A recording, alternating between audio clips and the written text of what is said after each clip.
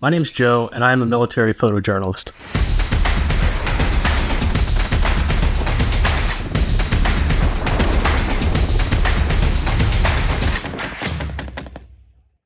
Though I've been a professional photographer for about 13 years now, about 5 years ago, my journey into photojournalism began. And I just want to share with you what I've learned in that time. I think these tips will be useful if you are a photographer that takes pictures of people, especially candid photos, or if you're considering going into this line of work. Number one, people are just people. Taking photos of people who are willing participants is one thing. Taking photos of complete strangers is an entirely different thing. And asking for permission to take photos is often a luxury you don't have in this line of work. In photojournalism, you're usually covering an event, and while it's not weird for people to see a photographer at an event, the first time people see you with a camera, you might get a sideways glance or they might be caught a little bit off guard. And there are a few ways to ease that possible tension. The first one is look the part. If you have a media badge, a press badge, and a few cameras strapped to you, and you're not being shady, one strange, suspicious look is all you're likely going to get. Once people realize you're a professional and that you have a job to do, they tend to warm up pretty quickly.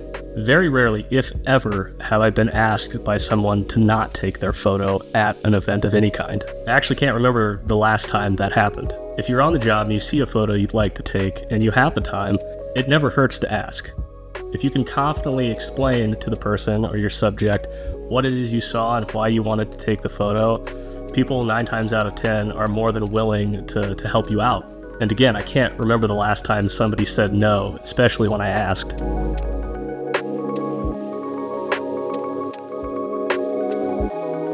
So remember, be confident, be approachable, be professional, and ultimately, remember that you have a job to do.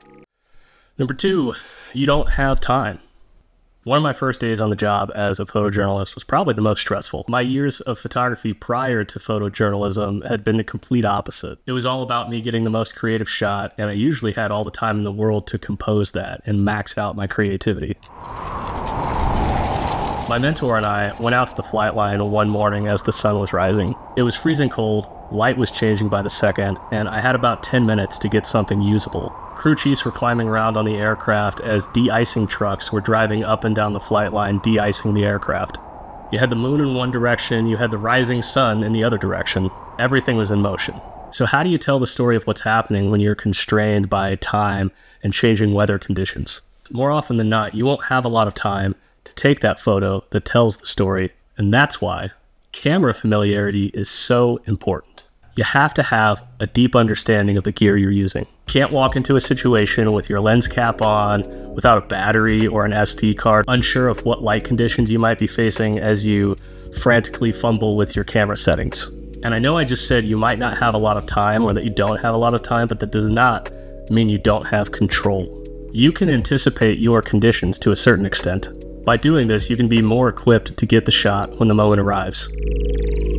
I tell everybody this when they start getting into photography: shoot anything and everything. Constantly be carrying a camera around with you, even if it's just your cell phone. If you're not training in every situation, you won't be ready for any situation. This is military jargon, but we train how we fight.